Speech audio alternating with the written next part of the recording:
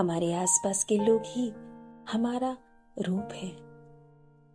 कर्म प्राणी वे होते हैं जिनके साथ हमारे मजबूत कर्म बंधन होते हैं, सकारात्मक और नकारात्मक दोनों।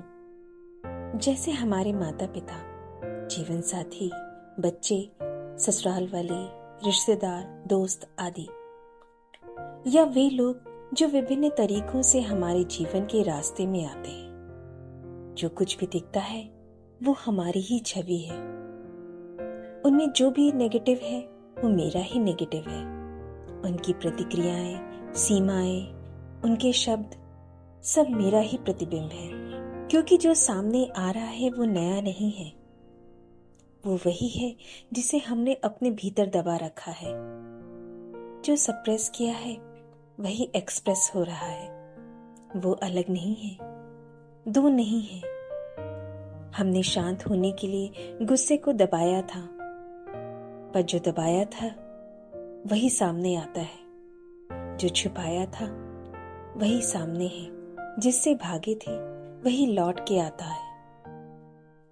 हम भगवान से कहते हैं कि मुझे शांत बना दो, बंधनों से मुक्त कर दो, पर ईश्वर करेगा कैसे? वो बंधनों को दिखा के ही तो मुक्त करेगा। अशांति को दिखा करके ही शांति की संभावना देगा।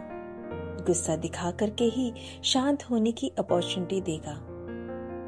जो छिपाया है उसे सामने लाए बिना मुक्ति कैसे होगी? जो जाना ही नहीं है उससे मुक्ति कैसे? तो ईश्वर ये अवसर देता है शांत होने की, बंधनों को पहचानने की और फिर उन्हें तोड़ने की।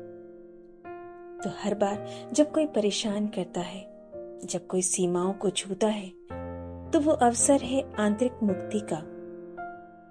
कर्म प्राणी, चाहे वो जीवन साथी हो, परिवार हो, मित्र हो या कोई और, वो हमारे अंदर की परछाइयों को ही सामने लाते हैं।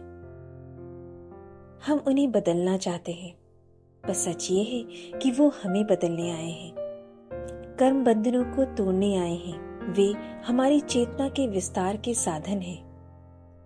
भीतर जो अधूरा है वही उनके जरिए पूर्ण होने की कोशिश कर रहा है। इसलिए जब कोई ट्रिगर करे तो शायद ये पूछना चाहिए, ये मेरे भीतर क्या है जो अब देखना जरूरी है? यही है यात्रा बाहर से भीतर की, बंधन से मुक्ति की, अंधकार से प्रकाश की।